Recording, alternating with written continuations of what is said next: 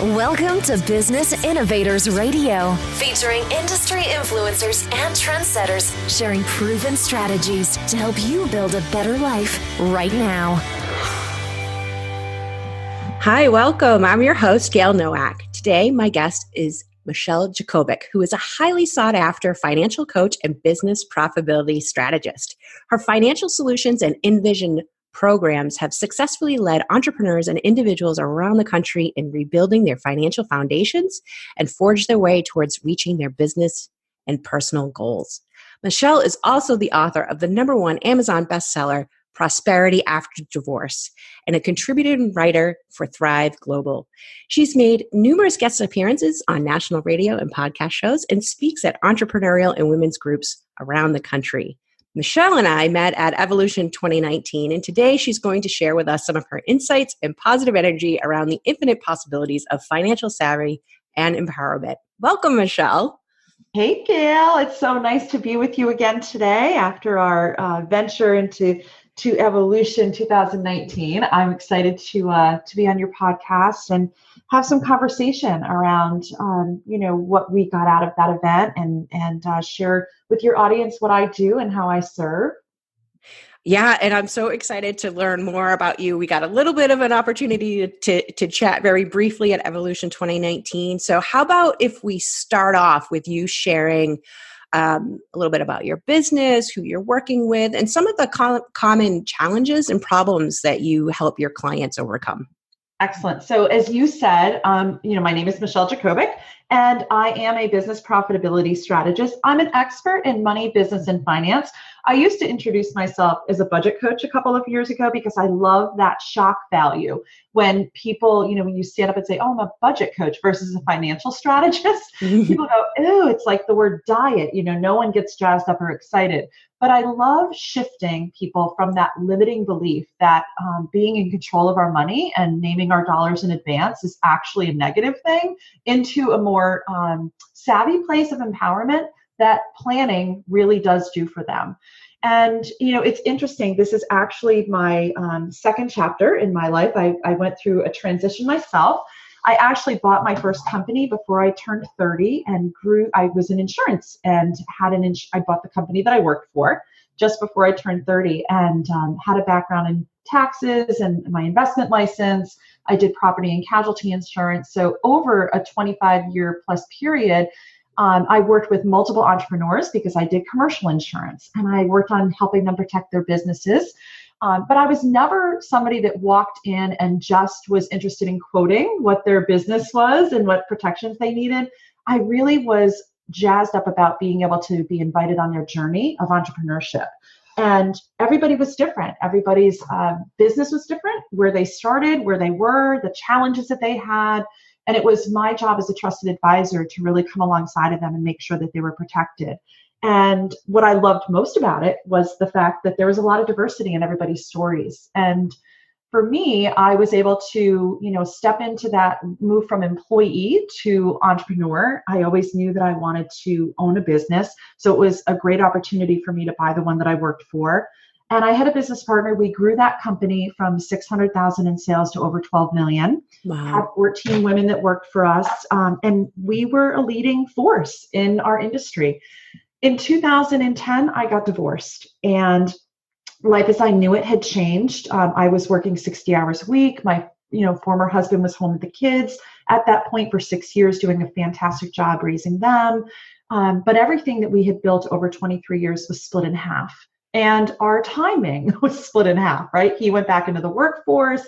I was trying to figure out how to be on a parenting plan where every 2 days I had to manage my children's schedules, which should have been easy. But as a working mom and somebody who was super active in the community and on, 5 different nonprofit boards, it was really hard to step up and balance all of that. And I wasn't doing very well. And about 4 years into that post-divorce chapter, I made a decision that I knew that I wanted to be there more for my children. I wanted to simplify my life, spend more time with them. My daughter at that point was already 18. My kids are 6 years apart. My son, was younger.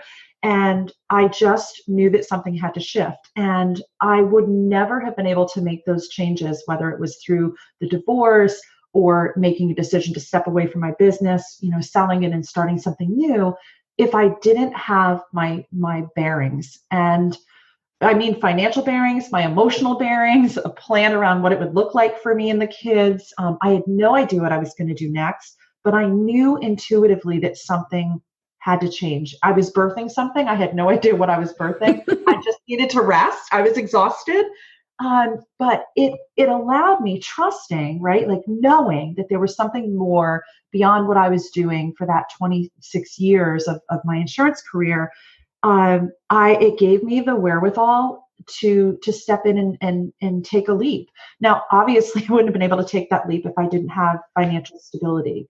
And that is today what I teach. I step alongside other entrepreneurs and help them figure out how to get their financial footing.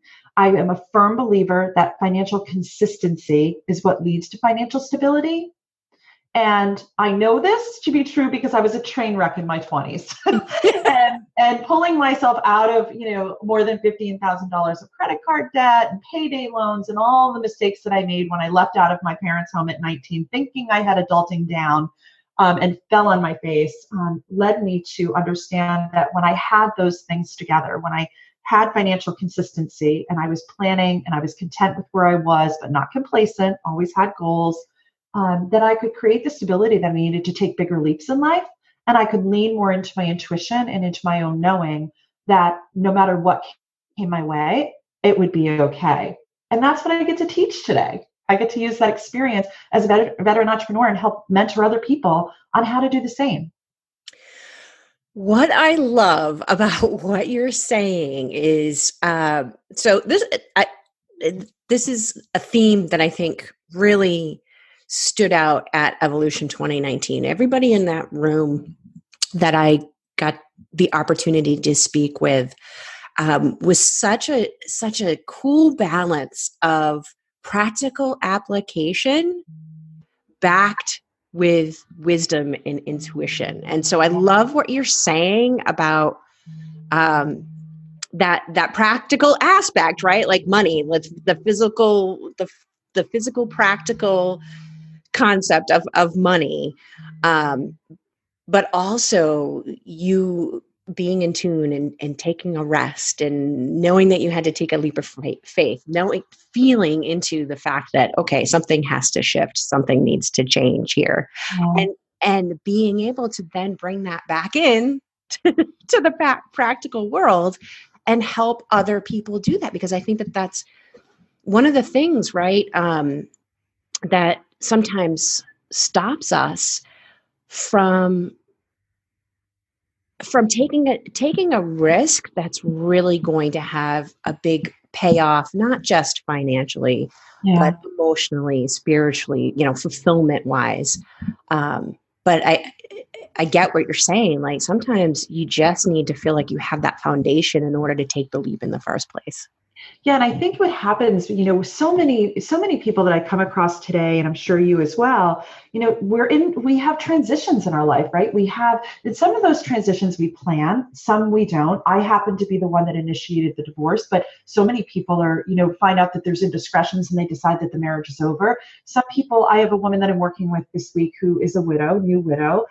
Another client who lost their son to a heroin overdose. Like we have there's so many types of transitions, corporate, being discarded from corporate job after 27 years. There's so many people that I walk with in this space of transition, and not just entrepreneurs. But what happens is when you go through any type of a transition, planned or unplanned, the first thing that we have to do is really start to tap into, I've got to reset my vision. What is the life that I want to create? What is the business that I want to create? What is the parenting that I want to be doing? How do I want to live? And so it's funny, people will come to me looking for financial help because at the end of the day, that's my power attributes, right? Like I'm a strategist. I can see things from a different perspective, but I'm also super intuitive, and I am definitely non-judgmental, which gives people a sacred space to be able to learn and grow, right? Mm-hmm. Like reminding them that the rearview mirror is smaller than the windshield for a reason. If you've made mistakes financially or in your life, like we're going forward, and being able to mentor them and hold that space is so sacred for me. But you're 100% right. My process that I work with people through, it starts with vision. And when I started doing this work as a financial coach, I was literally like coming in and just building the strategy of, okay, I'll show you, this is how you can plan better instead of, the yellow pad version of budgeting as most people do with money in and money out. I built an allocated model for people. I introduced a virtual envelope system so that they could pre-name dollars and see their money grow in their, gift envelope and vacation envelope and car repairs and all that technical stuff.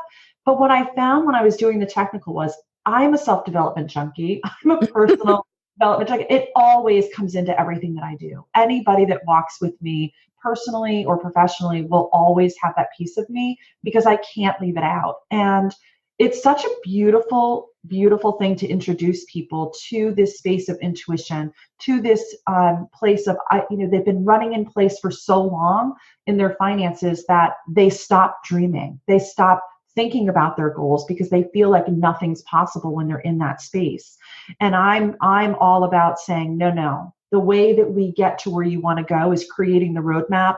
And that roadmap has got to start by taking a deep dive into establishing new goals and vision, both personally and in your business. Because so many people build businesses. I built a business that was no longer in alignment with how I wanted to be living my personal life.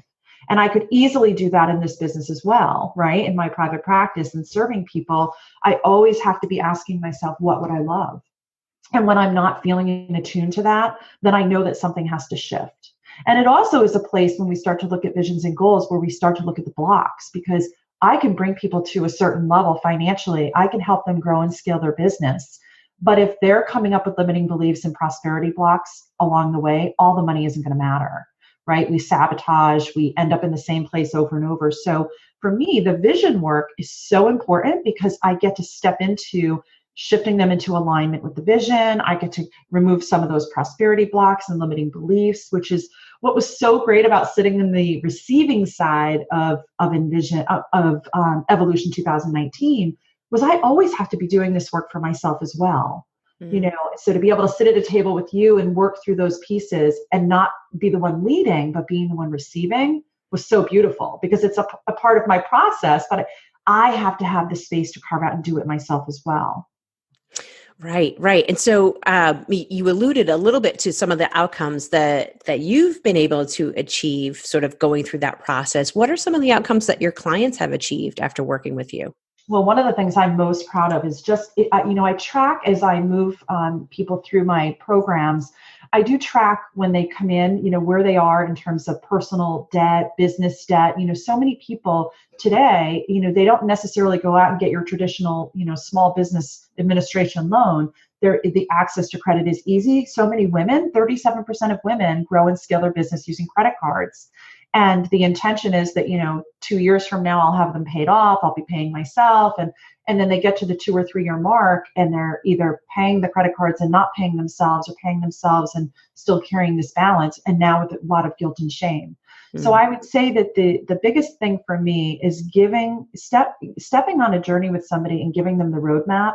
And, I'm a real numbers person. So being able to, to get involved with the business and say, okay, this is where, again, if their destination looks a certain way in terms of their goals, and that's financial, it might be their social goals, it might be their family goals, but we have the destination. Then I create the roadmap, right? So for me, it's the biggest ahas is when people can see that there's this piece of strategy that they can use to predetermine and pre-name where they're going, both action-wise and financially, when they start to look at their numbers. I've helped people pay off more than $500,000 of debt, save more than $250,000 in their business and capital accounts and in their personal emergency funds just in the last 2 years. So, those are real strong numbers for me. That doesn't include the scaling and the growing of businesses. This year alone, I have 4 clients that have almost tripled their business numbers and increased clients and their revenue over last year. I have one that we just celebrated last week where she actually did more in this first quarter than she did in her whole last three quarters last year. And it was 2 shifts that we made. mostly just getting a clear picture of what the lifestyle is and the business overhead, and then bringing them both into view, and then creating strategy around how to move and create flow, cash flow, obviously, and then growth strategies to help them get there. So I think there's a culmination of things. Success for me isn't just about the numbers for people. It's about getting them to figure out what their version of prosperity means for them.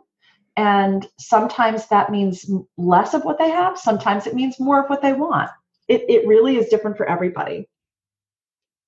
That's so cool. So cool. And what are some of the positive shifts? I mean, those are amazing outcomes, but when you think about it in a, maybe in a more global or expansive way, what are some of the positive shifts that you've experienced either personally or, kind of in the world at large as a result of your work? That's a beautiful question. So some of the shifts that I've realized is, when you start to do new things, right? So my whole identity for almost 3 decades, right, was insurance. And I was really, really good at it. I loved what I did. When you step out of that identity and you take off, that whole thing, like, who am I outside of that? And you start to figure out in this new thing who you are.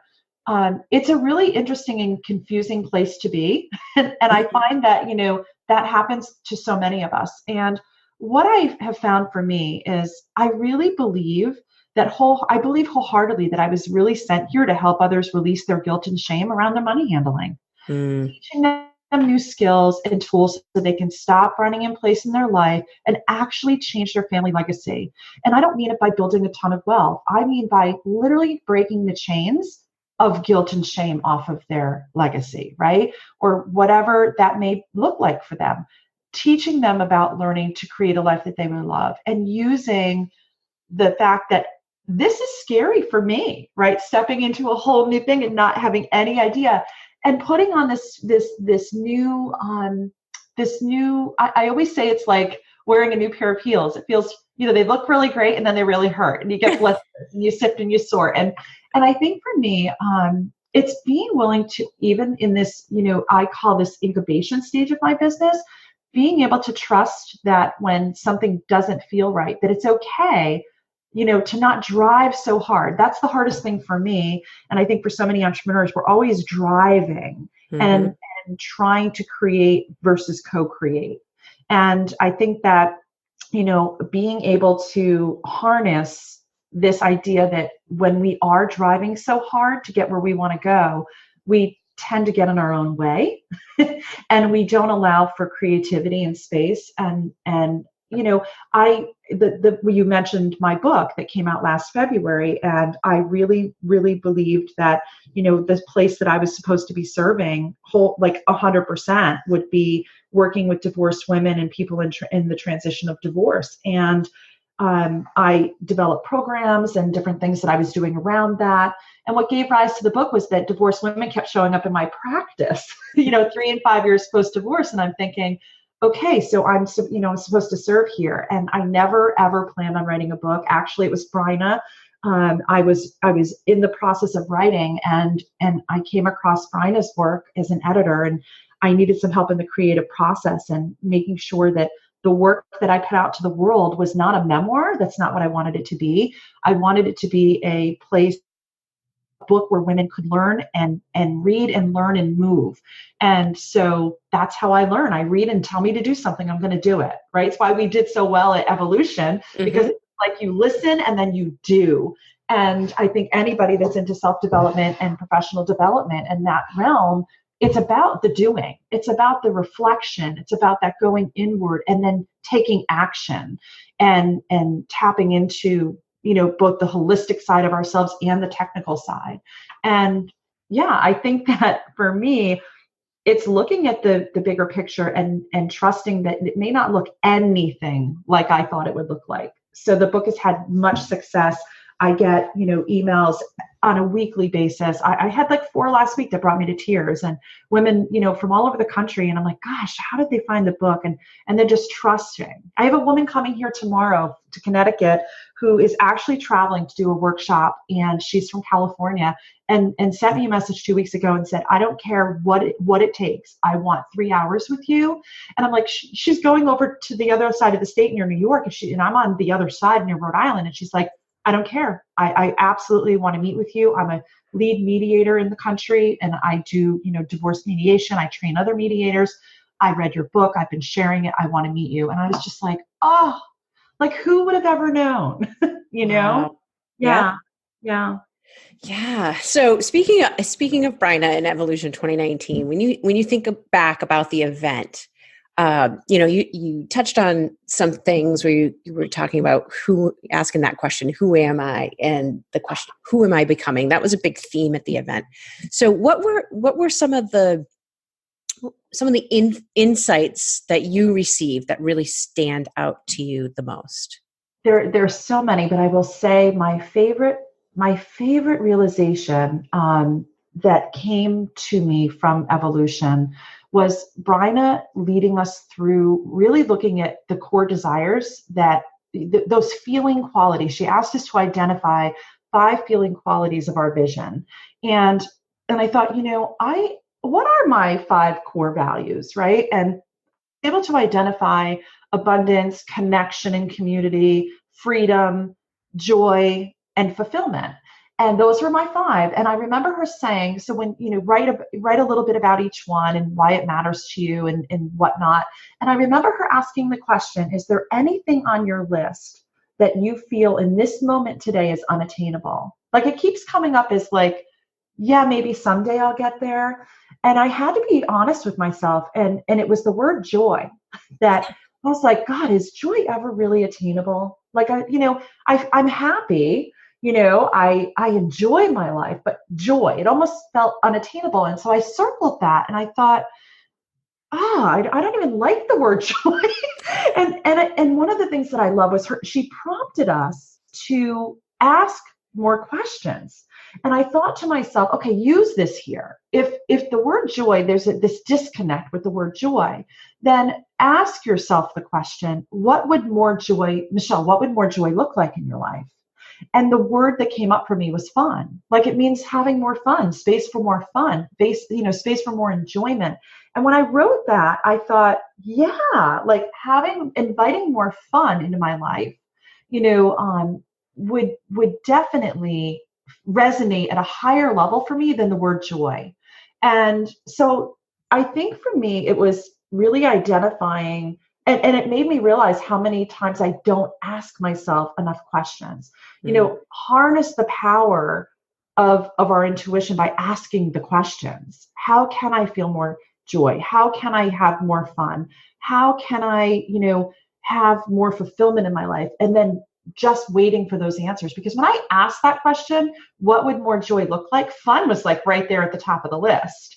And it's so interesting because I came home and I was moving my vision board, and on my vision board, I had the word fun pasted like 6 different times. And I just laughed at myself like, oh, it's always been that. But I think what happens is I haven't even invited in this space of more fun. And like when I was there, now every day I'm like, how can I have more fun today?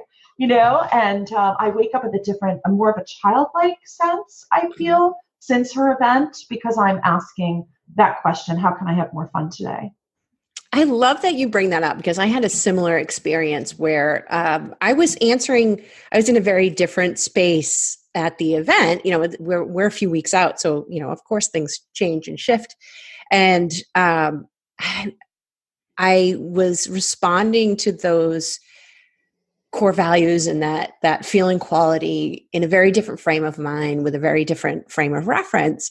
And then yesterday I went back and looked in the workbook and I had that same moment of just laughing because I was coming to it with completely different lens and it was still the same. Wow. It was just like, Oh my gosh. So it was kind of like, oh, it's been in front of me the whole time, right? Like it's not just this one particular circumstance that I was thinking about at the time. It's everything. It's everything about your life. Which I just thought was it was such a fun sort of surprising thing, and also just part of the magic that Bryna was able to bring to the event. Yeah, and I think that's it, right? It's that what you just said is when we do have that laughter with ourselves, it's like, oh yeah, it was already there. Right. And that's where we get to step in to say, oh my gosh, the woman in my future, the woman in my vision, right, who's already there is the one who's sort of like, right. You laugh because it's almost like you tickle yourself. You're like, oh yeah. Like she already knew, but we get disconnected because we're in the doing, right? We're in that technical space of who do we serve and how do we serve and what do we do and how do we do it best? And then add in mom and daughter to aging parents and whatever else is going on in our lives. And we disconnect to that most important source, right? So yeah, I love the work that Bryna is doing. And I'm so grateful that, she helped me bring this piece of work that I had to fruition and that it'll make its mark in the world. And who knows what prosperity after divorce, what will come of that. I no longer have a tie to how it looks or where it goes. It's like it was meant to be out in the world, and how I'm supposed to serve in that arena will just happen, Yeah. Yeah. Excellent. Well, I want to thank you so much, Michelle, for spending some time with us today. How can people find out more about you? So anybody that's interested in learning a little bit more about my, financial coaching or business mentoring can go to my website. It's michellejacobik.com, MICHELLE, C like Charlie, O, B like boy, I-K. So michellejacobik.com. And, I love when I have an opportunity to spread my message a little wider. I'd love to share with your listeners, a tool. I have a vision and goals power pack that I can send you, give you the link to share with your audience. And it's a nice just recorded video with some worksheets that will help move them through this space of being able to sort of reset a vision for themselves in different areas, personally and in their business. And I call it my vision and goals power pack. And if they want any other information about my services, they can schedule a 30-minute consult with me by also going to the website and getting some information about how I might serve them if they're interested in what I do. Until next time, remember, be your best story and share your positive news now. Thanks for listening to Business Innovators Radio. To hear all episodes featuring leading industry influencers and trendsetters, visit us online at businessinnovatorsradio.com today.